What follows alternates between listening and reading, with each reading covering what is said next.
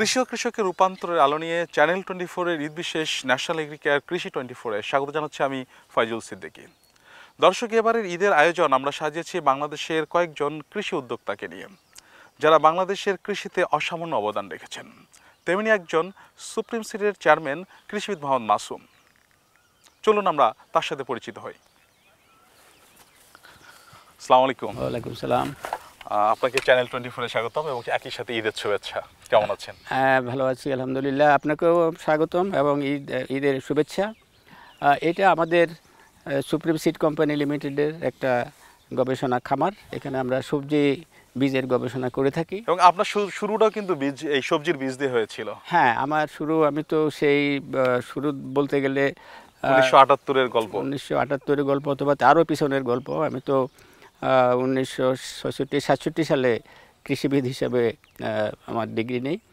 তারপরে আমি বিভিন্ন রকম কাজকর্ম করি, বাট তখন থেকে আমরা কিছু কিছু সবজি বীজ আমরা জাপান থেকে আমদানি করতাম। বিশেষ করে মিনারালি মূলা বলে একটা খুব জনপ্রিয় জাত ছিল, সেটা আমরা আমদানি করে বাজারে বিক্রি করতাম এবং সেখান থেকে আসলে এই বীজের যে আমাদের কার্যক্রম সেটা শুরু, এবং সেটা এখন থেকে 30-40 বছর আগের ঘটনা। তখনও কিন্তু আমরা এই যে কে ক্রস ওয়াই ক্রস বলে দুটো খুব জনপ্রিয় বাঁধাকপির চাষ বাংলাদেশে হতো, এখনও হচ্ছে, কমে গেছে সেটা তখন আমরা আমদানি করে এখানে। সেটাও বাংলাদেশের প্রবক্তা আপনি বাংলাদেশে নিয়ে এসেছেন? হ্যাঁ, সেটা বাংলাদেশে। আমি তখন এই বীজের যে সাপ্লাইং কোম্পানি তাকি কোম্পানি লিমিটেড জাপান, ওদের বাংলাদেশে প্রতিনিধি ছিলাম। তো সেই সূত্রেই আমার এই বীজের জগতে প্রবেশ করা। অবশ্য আমার যে একাডেমিক যে আমার যে লেখাপড়া, তাতেও আমি বীজ নিয়ে কাজ করেছি এবং আমি পাশ করার পরে তৎকালীন EPADC, East Pakistan Agriculture Development কর্পোরেশনে সিড টেস্টিং এবং প্রকিউরমেন্ট অফিসার হিসাবে এবং পরবর্তীকালে ডিস্ট্রিক্ট সিড অফিসার হিসাবে আমি কাজ করেছি খুলনা, চট্টগ্রাম, অন্যান্য। কিন্তু চাকরিটা ছেড়ে দিলেন কেন? ওই সময় তো খুব ভালো মানের একটা চাকরি ছিল। আমি সবসময় চিন্তা করেছি যে নিজেই আমরা কিছু করার চেষ্টা করি, সুতরাং চাকরি করে তো সেটা করা সম্ভব হতো না। তো সেজন্য কিছুটা রিস্ক নিয়েই চাকরি ছেড়ে আমরা এই ব্যবসা জগতে প্রবেশ করি। একটা মজার ঘটনা হলো, বাংলাদেশে সবাই ইনব্রিড নিয়ে যখন কাজ করলো তখন আপনি হাইব্রিড নিয়ে গুরুত্ব দিলেন, এটি কেন? আমার মনে হয়েছিল যে আমরা যদি আসলেই চাষির অর্থনৈতিক উন্নতি করতে চাই, তাহলে যেটা বেশি ফলন দেয় সেটার উপরে আমাদের কাজ করতে হবে। তখন মাত্র হাইব্রিডের শুরু হয়েছে বিভিন্ন জায়গাতে, জাপান, কোরিয়া ইত্যাদিতে।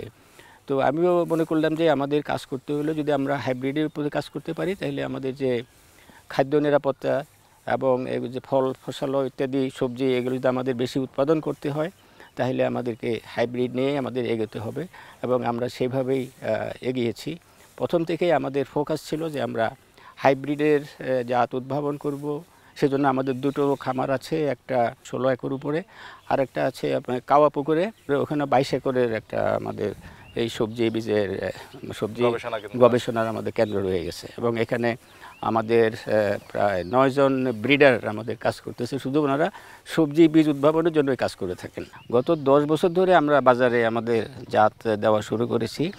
আমাদের জনপ্রিয় জাতগুলি যেগুলো মার্কেটে লিডার হিসাবে আছে, সেখানে ঝিঙ্গা আছে, অসীম ঝিঙ্গা বলে খুব পপুলার একটা আমাদের জাত আছে। দিল করলা বলে খুব জনপ্রিয় আমাদের একটা করলা জাত আছে। বাংলাদেশের কোনো সরকারি গবেষণাগারের জন্য শুধু সবজির বীজ গবেষণার জন্য এত বড় গবেষণার মাঠ নাই, কিন্তু আপনি কেন নিলেন? যখন আমরা গবেষণায় কাজ করি তখন আসলে অল্প জমিতে এটা করা সম্ভব হয় না। সেজন্য আমাদের সবসময় আমরা জমি সবসময় বেশি নেওয়ার চেষ্টা করি, কিন্তু এখানে আমাদের সীমাবদ্ধতা আছে যে আমরা চাইলে আমরা জমি পাই না। এখান থেকে 25 কিলোমিটার হবে, সেখানে আমাদের ধানের গবেষণা আছে, তারপরে আমাদের বীজ প্রক্রিয়াজাত কেন্দ্র আছে, আমাদের বায়োটেকনোলজিক্যাল ল্যাব আছে, ওগুলো আমরা ওখানে দেখাবো আপনাদেরকে।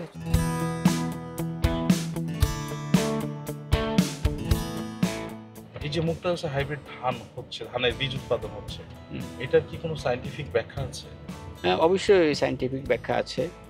আমরা যখন আসলে মুক্তাগাছায় যে হাইব্রিড বীজ ধানের যে উৎপাদন কার্যক্রম, সেটা আমরাই প্রথম শুরু করি। বাংলাদেশে আমরা প্রথম শুরু করি। আমরা সুপ্রিম সিড কোম্পানি থেকে এর আগের 2-3 বছর আমরা যশোরে চেষ্টা করেছি, ত্রিশালে আমরা চেষ্টা করেছি, কিন্তু আমরা ফেল করেছি।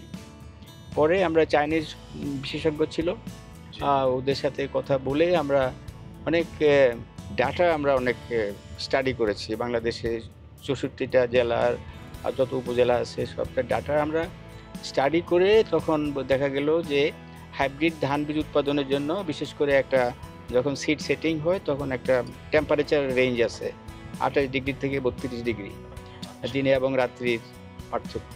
এটা একমাত্র আমরা তখন মুক্তাগাছায় পেয়েছিলাম। তো সেজন্য তখন আমরা মুক্তাগাছাকে নির্বাচন করি এবং প্রথম বছর মুক্তাগাছাতে মাত্র 20 একর জমিতে আমরা পরীক্ষামূলকভাবে, কত সাল?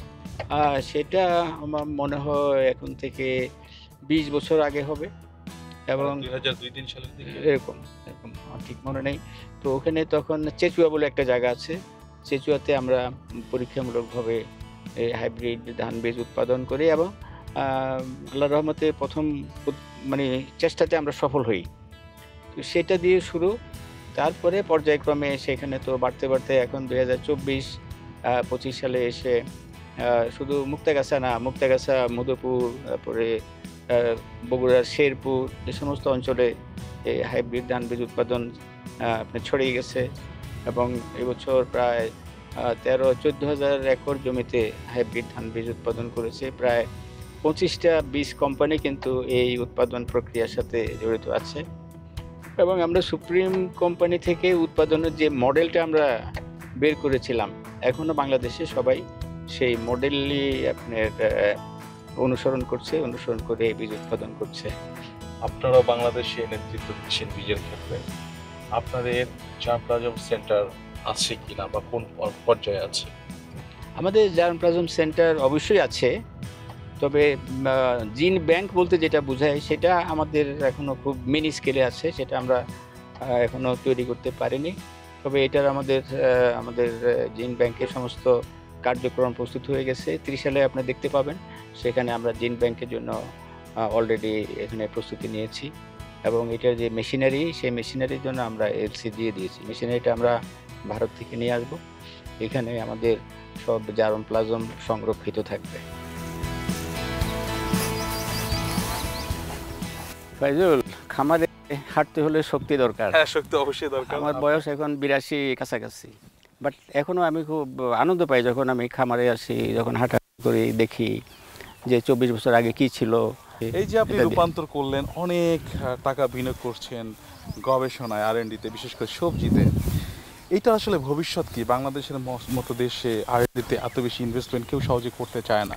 আপনার নিশ্চয়ই এখানে কোনো উদ্দেশ্য আছে বা ফোরসাইট আছে যে ভবিষ্যৎ আছে? আসলে আমরা চাই যে আমরা যতদূর সম্ভব আমাদের বীজ যে আমরা উৎপাদন করব, বীজেতে আমরা স্বয়ংসম্পূর্ণ হই।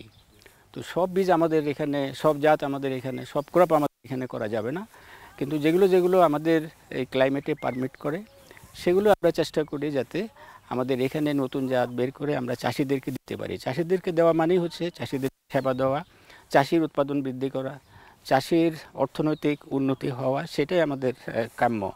এবং সারা দুনিয়াতে এখন গবেষণা চলছে, শুধু গবেষণা যদি আমরা পিছিয়ে যাই তাহলে কিন্তু আমরা সারা জীবন সব কিছুর জন্যই বিদেশের উপর নির্ভরশীল হয়ে যাব। আমরা সেটা চাই না এবং আমার মনে হয় যে বাংলাদেশের বীজ শিল্প সেটা চায় না। সেজন্য আমরা চাই যে আমরা গবেষণা কার্যক্রম আরও বাড়াবো এবং সেভাবে আমরা চেষ্টা করে যাচ্ছি, বাকিটা ভাগ্যের উপরে নির্ভর করে। তো আপনি বলছেন ভবিষ্যৎ আছে? ভবিষ্যৎ অবশ্যই আছে। এখন তো ভবিষ্যতে যে গবেষণাগুলো হবে শুধু যে ভালো জাত উদ্ভাবন করব সেটা না, তার সাথে যে এখন যে পরিবেশগত যে সমস্যা আছে, তারপরে রোগ বালাই প্রতিরোধকারী যে ভ্যারাইটি জাত, সেগুলোতে আমরা মনোযোগ দিচ্ছি এবং সেই সমস্ত জাতও আমাদেরকে উদ্ভাবন করতে হবে। উদ্ভাবন করার জন্য আমাদের চেষ্টা করতে হবে সবকিছু হয়ে যায়, কৃষকের ভোগান্তি কমে যায়, পোকামাকড় কম থাকে, মানে রেজিস্ট্যান্ট ভ্যারাইটি আপনারা তৈরি করার চেষ্টা করছেন। তারপরে খরা সহিষ্ণু, তারপরে জলবায়ু সহিষ্ণু যে জাত, সেগুলো আমাদেরকে উদ্ভাবন করতে হবে এবং আমাদের এই জলবায়ুতেই আমাদের গবেষণা করে সেই ধরনের জাত আমাদের বের করে নিতে হবে। তার জন্য সময় দরকার, সময় লাগবে। গবেষণা একদিনে হয় না, এটা তো বছরের পর বছর ধরে চলতে থাকে। আমরা যদি গবেষণা কার্যক্রম বন্ধ রাখি তাহলে আমরা পিছিয়ে পড়ে যাব। তার জন্য আমরা ইনভেস্টমেন্টে কোনো কার্পণ্য করব না, আমরা এগিয়ে যাব ইনশাল্লাহ। আপনি গবেষণার কথা বলছেন, আমরা আরও অনেক কিছু আপনার কাছ থেকে শুনতে চাই, জানতে চাই, তবে তার আগে একটা ছোট্ট বিরতিতে যাব। দর্শক, ন্যাশনাল এগ্রিকালচার কৃষি 24-এ যাচ্ছি ছোট্ট একটা বিরতিতে, ফিরবো শিগগির, ততক্ষণ আমাদের সাথেই থাকুন।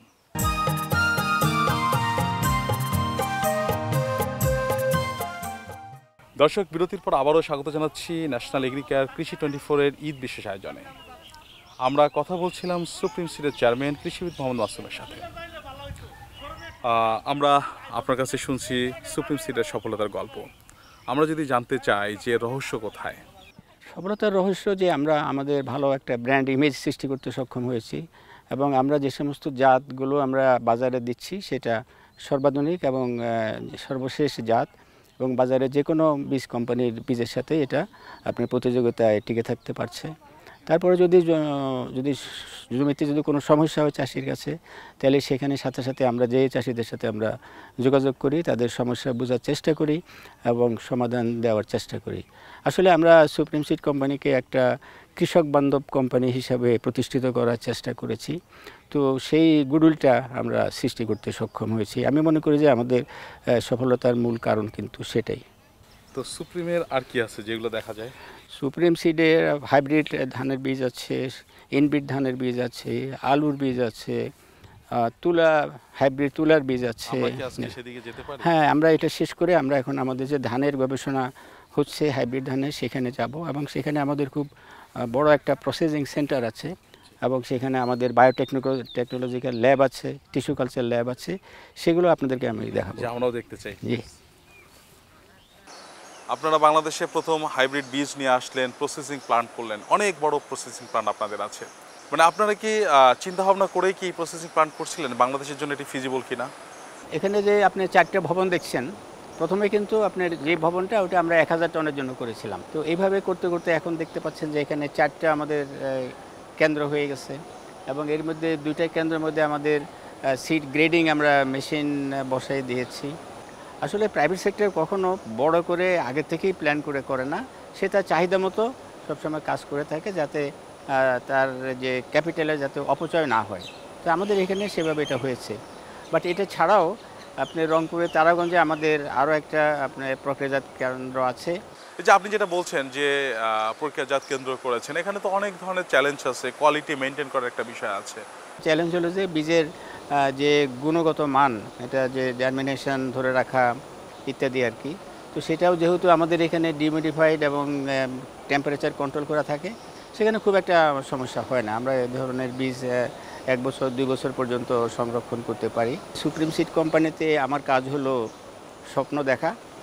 আমি এখন স্বপ্ন দেখি যে সুপ্রিম সিড কোম্পানি হয়তো শুধু বীজের ক্ষেত্রেই 1000 কোটি টাকা টার্নওভারের একটা কোম্পানি হবে, আর ইনশাল্লাহ আগামী 5 থেকে 7 বছরের ভিতরে। এটা হলো আমাদের হাইব্রিড ধানের R&D স্টেশন। সব এগুলো এখন নতুন আমরা যে লেটেস্ট টেকনোলজি যেটা RGA, র্যাপিড জেনারেশন অ্যাডভান্স, সেই মেথডে আমরা এখানে এই গবেষণার কাজ করছি। হ্যাঁ, ভ্যারাইটি সিলেকশন করতেছি আমরা এখানে। এই তো এখন অলরেডি এই বছর অনেক আমাদের যেটা বড় সেটা শেষ হয়ে গেছে, এটা আবার আমনের জন্য বোধহয় আমরা কাজ করতেছি। আপনার এই প্রতিষ্ঠানে অনেক ধরনের লিগেসি আছে, কিন্তু আপনার উত্তরসূরি যারা, তাদেরকে এই প্রতিষ্ঠান হাল ধরবার জন্য কিভাবে প্রস্তুত করছেন? আমার উত্তরসূরি ওরা আছে, কিন্তু আমার ইচ্ছা হলো আমাদের এই কোম্পানি প্রফেশনালরা চালাবে। সেজন্য আমরা প্রফেশনালদের উপরে আমরা বেশি জোর দিচ্ছি। প্রফেশনালরাই আমাদের এখানে আসলে মিড লেভেল এবং সিনিয়র লেভেলে চলে গেছে। এরপরে হয়তো তারা পলিসি মেকিং লেভেলে এবং এক্সিকিউশন লেভেলে চলে আসবে। আসলে দুনিয়ার সব জায়গায় তো প্রফেশনালরাই চালায়। আমাদের উত্তরসূরিরা থাকবে, তারা হয়তো মালিক হিসাবে তারা মনিটর করবে, দেখবে। তো এই প্রতিষ্ঠান করতে গিয়ে আপনার কাছে কোনো একটা ঘটনা মনে হয়েছে যেটি আপনার মানে মানুষের কাছে জানানো দরকার বা এটা শেয়ার করা দরকার? আসলে আমরা তো প্রথম দিকে শুধু সবজি বীজ আমদানি করেই এখানে বিক্রি করতাম অ্যাজ এ ট্রেডিং কোম্পানি। তারপরে আমরা যখন সরকার হাইব্রিড ধান বীজ যখন ছেড়ে দিল প্রাইভেট সেক্টরে, এবং আমরা যখন হাইব্রিড ধান বীজের ব্যবসায় যখন প্রবেশ করলাম, তখনই হলো টার্নিং পয়েন্ট। তখনই আমাদের অ্যাকচুয়ালি সুপ্রিম সিড কোম্পানিকে আমরা হাইব্রিড ধান বীজের উৎপাদন, আমদানি এগুলোর সাথে সম্পৃক্ত করলাম, এবং that is the turning point যে আমাদের এই সুপ্রিম সিড কোম্পানির যে উত্থান, সেটা তখন থেকে শুরু হয়েছে। এখনও একটা টার্নিং পয়েন্ট যেটা আছে যে আমাদের হাইব্রিড ধান বীজের যে আমরা উৎপাদন করি অথবা বাজারে যে সরবরাহ করি, তা শতকরা 80% আর সম্পূর্ণ মানে 100% আমাদের কোম্পানি ওন করে, A line, B line, R line. তো সুতরাং আমরা আমদানির উপরে আসলে নির্ভরশীল না। এটাও আমাদের জন্য একটা বড় টার্নিং পয়েন্ট। আর ধন্যবাদ আপনাকে আমাদের এই ঈদ আয়োজনে আপনি সম্পৃক্ত হওয়ার জন্য। চ্যানেল 24 আপনাকে ব্যক্তিগতভাবে এবং আপনাদের ক্রু মেম্বারকেও আমি আমাদের কোম্পানির পক্ষ থেকে এবং আমার ব্যক্তিগত পক্ষ থেকে ধন্যবাদ জানাচ্ছি। দর্শক, ন্যাশনাল এগ্রিকেয়ার কৃষি 24-এর ঈদ আয়োজনে আজ এ পর্যন্তই। দেখা হবে আগামী পর্বে অন্য কিছু নিয়ে। ভালো থাকবেন, সুস্থ থাকবেন। ঈদ মোবারক।